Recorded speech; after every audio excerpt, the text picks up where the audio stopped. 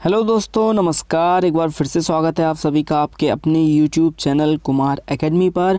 तो गाइज़ आज की वीडियो हमारी बहुत ज़्यादा खास होने वाली है, क्योंकि गाइज़ आज की इस वीडियो में हम बात करने वाले हैं भूगोल अर्थात ज्योग्राफी के पार्ट नंबर 2 के बारे में। और गाइज़ इसका पार्ट नंबर 1 हम ऑलरेडी बना चुके हैं, जिसमें हमने सौरमंडल के बारे में डिटेल से एक्सप्लेन किया था।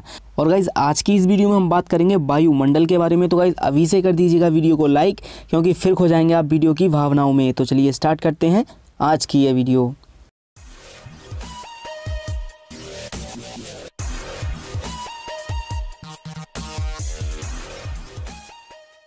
तो गाइस थोड़ा सा यहाँ पर जान लेते हैं कि वायुमंडल क्या होता है, उसके बारे में थोड़ा सा यहाँ पर परिचय दे देते हैं, थोड़ा पता भी होना चाहिए। देखिए सबसे पहले यहाँ पर दे रखा है कि पृथ्वी के चारों तरफ व्याप्त गैसीय आवरण को वायुमंडल कहते हैं। किसे?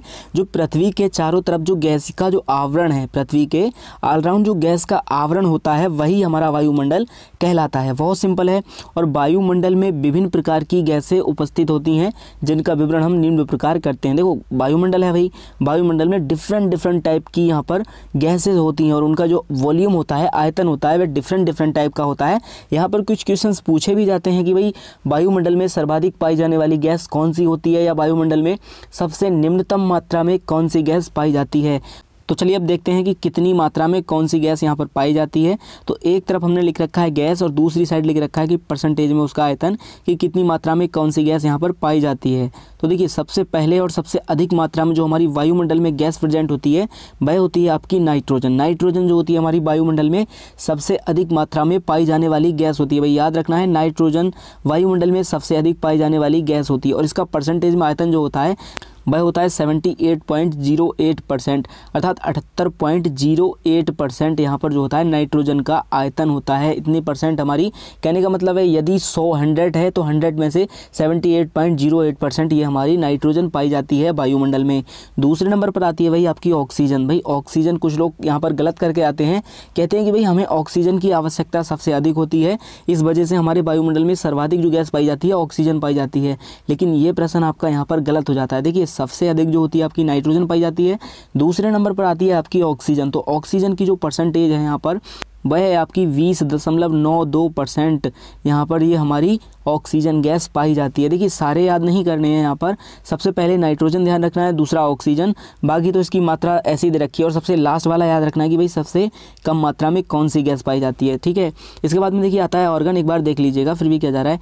ऑर्गन हमारी 0.93% पाई जाती है वायुमंडल में। टोटल 100% में से 0.93% पाई जाती है आपकी ऑर्गन। ठीक, इसके बाद में आता है कार्बन डाइऑक्साइड। तो कार्बन डाइऑक्साइड की मात्रा मात्र 0.03% है हमारे वायुमंडल में। कितनी है? 0.03%। इसके बाद में आता है गाइज नियॉन। तो नियॉन की जो मात्रा है वह 0.0018% है। मात्र 0.0018% नियॉन पाई जाती है हमारे वायुमंडल में। ठीक है भाई। अब इसके बाद में नेक्स्ट आती है आपकी यहाँ पर हीलियम। तो भाई हीलियम को देखो यहाँ पर मात्र 0.005% आपकी हीलियम गैस पाई जाती है 100% में से, मात्र 0.0005%। नेक्स्ट है इसके बाद में ओजोन। देखिए ओजोन गैस की मात्रा मात्र हमारी पाई जाती है 0.0006%, मतलब 4 टाइम्स 0 है, उसके बाद में 6% आपकी ओजोन गैस पाई जाती है। और जो सबसे कम मात्रा में पाई जाती है हमारे वायुमंडल में गैस, वह है हाइड्रोजन। कौन सी है भाई? हाइड्रोजन गैस हमारी वायुमंडल में सबसे कम मात्रा में पाई जाती है। तो वो कितनी है? 0.00005%, मात्र 0.00005% पाई जाती है। देखिए सबसे अधिक गैस पाई जाने वाली कौन सी होती है हमारे वायुमंडल में? पाई जाती है नाइट्रोजन। दूसरी है सबसे कम मात्रा में पाई जाने वाली होती है आपकी कौन सी है? वह होती है आपकी हाइड्रोजन। लेकिन यहाँ पर ऑक्सीजन की परसेंटेज आपको मोस्टली याद रखनी है, ऑक्सीजन और नाइट्रोजन, और लास्ट है आपका हाइड्रोजन 78.08%, और इसका है ऑक्सीजन का 20.92%, अर्थात 20.92%, और बाकी आपका लास्ट में है यहाँ पर हाइड्रोजन। हाइड्रोजन की है 0.0005%। तो ठीक है भाई, ये सारे पॉइंट्स आपके क्लियर हो गए। अब गाइस आ जाते हैं इसके बहुत अधिक महत्वपूर्ण पार्ट के बारे में। यहाँ पर देखिए, यहाँ पर अगला टॉपिक है वायुमंडल की संरचना। वायुमंडल की जो लेयर होती हैं, जो परत होती हैं, उनका विवरण बहुत अच्छे तरीके से आपको करना है, क्योंकि गाइस इससे मोस्टली 1-2 प्रश्न आते ही आते हैं हैं कि भाई कौन सी, कभी कभी लेयर पूछ लेता है, उसका सिस्टम पूछ लेता है कि सीरीज़ किस तरीके से है, कभी कभार उसकी विशेषता भी पूछ लेता है। तो देखिए वायुमंडल की 5 परतें हैं। कितनी परतें हैं? हमारे वायुमंडल को 5 परतों में बांटा गया है जो निम्न प्रकार हैं। देखिए सबसे पहले आती है आपकी, यहाँ पर दे रखी है क्षोभ मंडल। देखिए क्षोभ मंडल सबसे पहले आती है। इसमें इसे जो है ट्रिक से याद करा दूंगा, लेकिन पहले आप इसी ऐसे ही देख लीजिएगा। देखिए सबसे पहले आता है आपका क्षोभ मंडल। तो क्षोभ मंडल की भाई यहाँ पर सबसे पहले बात कर लेते हैं रेंज की। तो रेंज भाई इसकी कितनी है? 8 से 18 किलोमीटर। मतलब हमारा जो धरातल होता है, नीचे हम यहाँ पर हैं, तो यहाँ से जो 8 से 18 किलोमीटर की रेंज होती है, यहाँ पर जाकर ये क्षोभ मंडल बनता है। तो भाई ये हमारा यहाँ पर इसकी जो रेंज है 8 से 18 किलोमीटर, यहाँ पर ये हमारा क्षोभ मंडल बनता है। तो इस तरीके से आपको यहाँ पर कैलकुलेट करना है। 8 से 18 किलोमीटर के अंतर्गत आता है हमारा क्षोभ मंडल। देखिए यहाँ पर आप बस ऐसे ही एक बार याद कर लीजिएगा इसके सारे पॉइंट्स। इसके बाद में नीचे आपको ट्रिक मैंने मेंशन कर रखी है, जहाँ पर बहुत अच्छे से आपको याद हो जाएगा। पहले ऐसे एक बार इसे समझ लीजिएगा। देखिए सबसे पहली परत आती है, क्योंकि इसकी जो रेंज होती है हमारी नीचे से 8 से 18 किलोमीटर होती है, तो ये हमारी वायुमंडल की सबसे पहली और सबसे निचली परत होती है।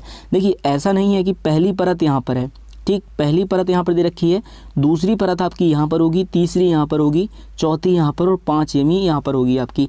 टोटल 5 परतें हैं। तो गाइस आप काउंटिंग जो करेंगे नीचे से करेंगे, क्योंकि आप जो रह रहे हैं यहाँ पे रह रहे हैं नीचे, तो यहाँ से यहाँ पे पहली, यहाँ पर दूसरी, यहाँ तीसरी, फिर चौथी, 5वीं, इस तरीके से आपको काउंटिंग करनी है। ऐसा नहीं कि पहली ये हो गई, दूसरी ये हो गई, तीसरी, इस टाइप से गलत हो जाएगा, ऐसे नहीं होता है। ये जो हम वायुमंडल की परत को काउंटिंग करते हैं वो नीचे से करते हैं, क्योंकि हम लोग जो रह रहे हैं नीचे रह रहे हैं ना, यदि ऊपर आसमान की तरफ, स्पेस की तरफ जो जाते हैं तो वो ऐसे ही जाएंगे, तो इसकी काउंटिंग भी ऐसे करके ही होगी। ठीक है भाई, तो ये चीज़ आपको ध्यान में रखनी है। बहुत से लोग इस चीज़ को लेकर बहुत दुविधा में होते हैं, तो ये एक्सप्लेन करते हैं भाई। अब देखो यहाँ पर सबसे पहले इसकी विशेषताएं दे रखी हैं। देखो सबसे पहला पॉइंट आपका यहाँ पर दे रखा है कि यह वायुमंडल की सबसे निचली परत है। मैंने पहले ही बता दिया था, क्योंकि ये स्पेस से 8 से 18 किलोमीटर की इसकी रेंज होती है, तो सबसे पहली परत यही होती है, यह वायुमंडल की सबसे निचली परत होती है।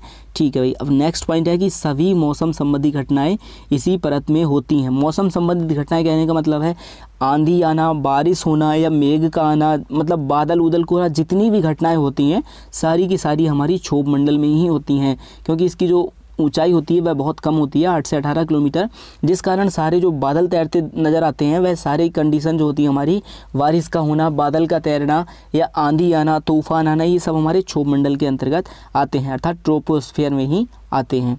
नेक्स्ट आता है इसमें भाई पॉइंट दे रखा है कि इस परत में ऊंचाई के साथ तापमान में गिरावट होती है। कहने का मतलब है इस परत में यदि हम नीचे से ऊपर जा रहे हैं, ठीक, नीचे से जब ऊपर जा रहे हैं तो उसमें तापमान मतलब टेम्परेचर जो होता है उसमें गिरावट होती है।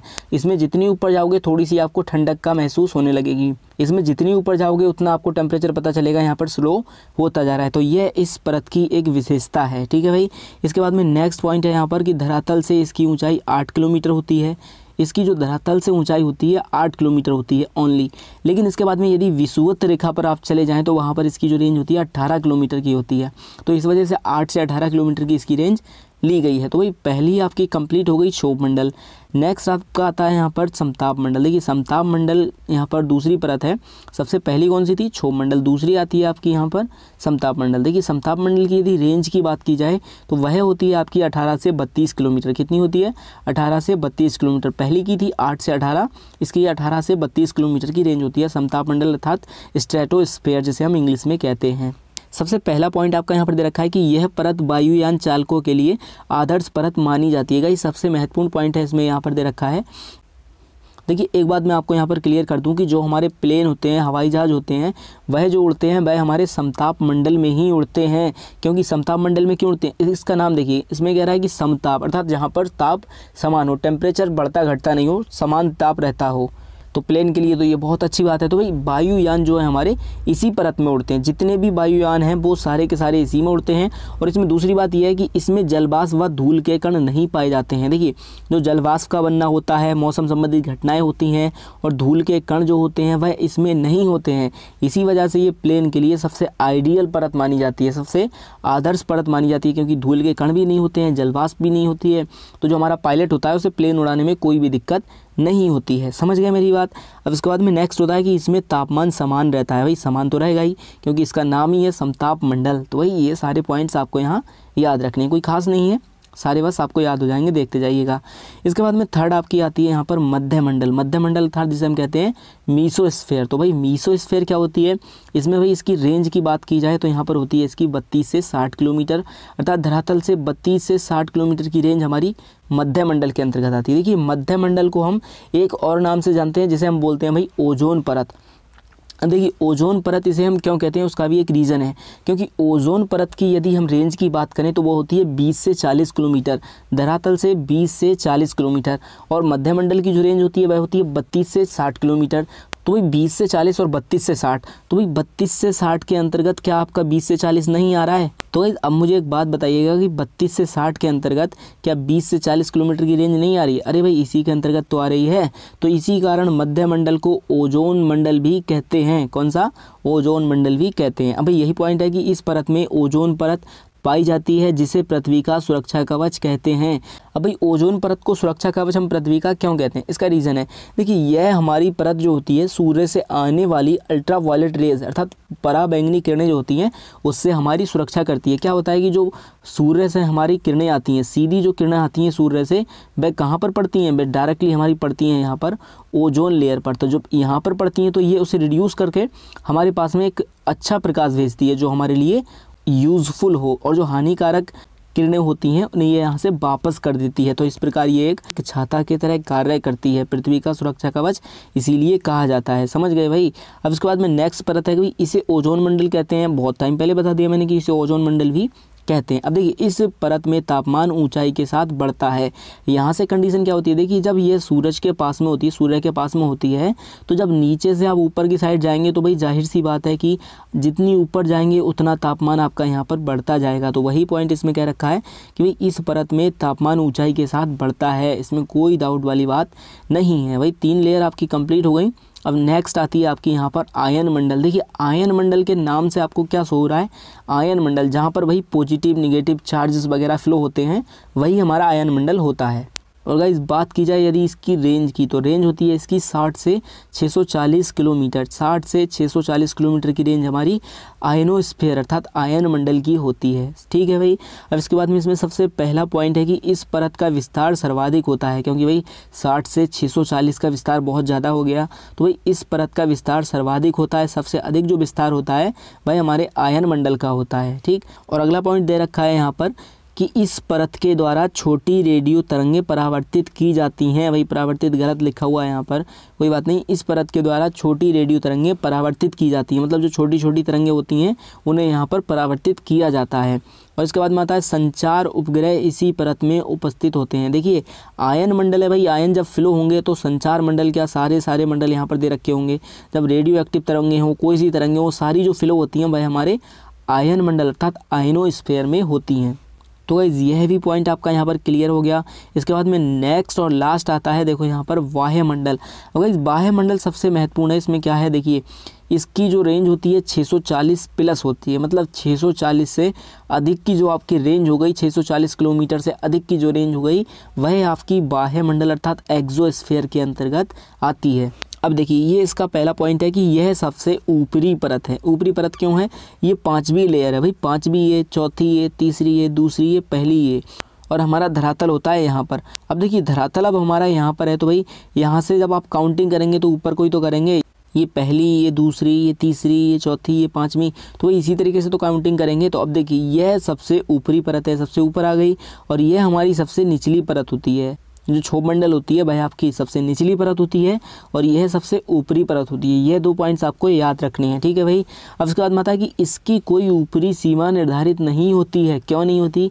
अब भाई 640 के बाद में जितना भी एरिया आता है वह आपका बाह्य मंडल अर्थात एक्सोस्फीयर का आता है, क्योंकि किसी ने मीज़र तो किया नहीं है भाई, तो ये जितनी भी इसकी रेंज रह गई वह सब बाह्य मंडल के अंतर्गत आती है। इसीलिए ये कह रहा है कि इसकी कोई ऊपरी सीमा निर्धारित नहीं है। ऊपर कितनी इसकी सीमा है कोई निर्धारित नहीं की गई है। और सबसे महत्वपूर्ण इसमें पॉइंट है कि भाई इस परत में हाइड्रोजन व हीलियम गैसों की प्रधानता होती है।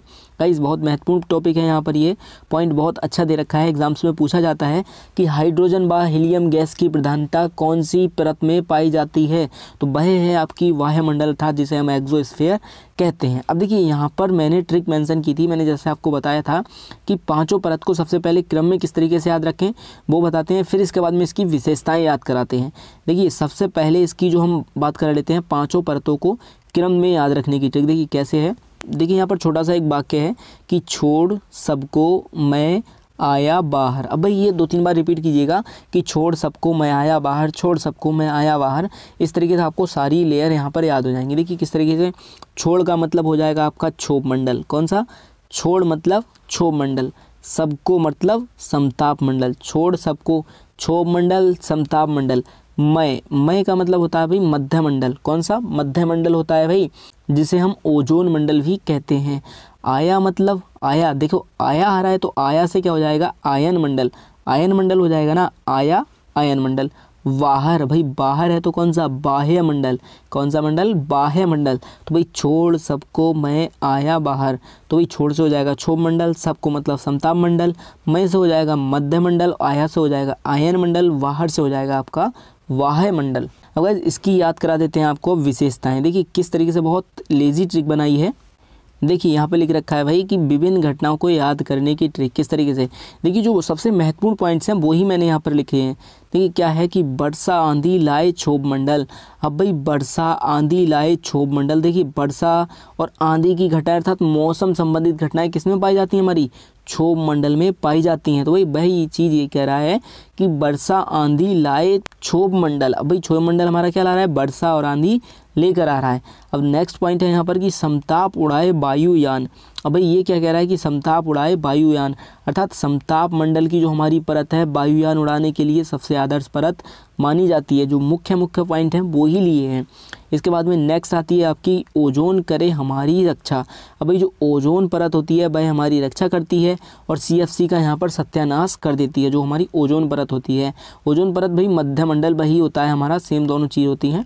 इसके बाद में नेक्स्ट आता है यहाँ पर आपका कि हाही करे बाह्य मंडल। इसका मतलब क्या हुआ भाई कि हा ही करे बाह्य मंडल। देखिए हा से क्या होता है आपका? हाइड्रोजन। ही से क्या होता है भाई? हीलियम। तो हा का मतलब हाइड्रोजन, ही का मतलब हीलियम। करे बाह्य मंडल, हा ही करे बाह्य मंडल, मतलब इसके कहने का मतलब ये है कि हमारे बाह्य मंडल में हाइड्रोजन गैस व हीलियम गैस की प्रधानता होती है। वही चीज़ ये शॉर्ट में यहाँ पर बताना चाह रहे हैं। तो गाइस उम्मीद करता हूँ सारे के सारे टॉपिक गाइस आपको समझ में आ गए होंगे। और गाइस आप यदि इसका PDF डाउनलोड करना चाहते हैं तो जुड़ जाएं हमारे टेलीग्राम ग्रुप से, जिसका लिंक मिल जाएगा आपको डिस्क्रिप्शन में। तो आज की वीडियो में बस इतना ही था। मिलते हैं अपनी अगली वीडियो में, तब तक के लिए टेक केयर, बाय बाय, जय हिंद, जय भारत।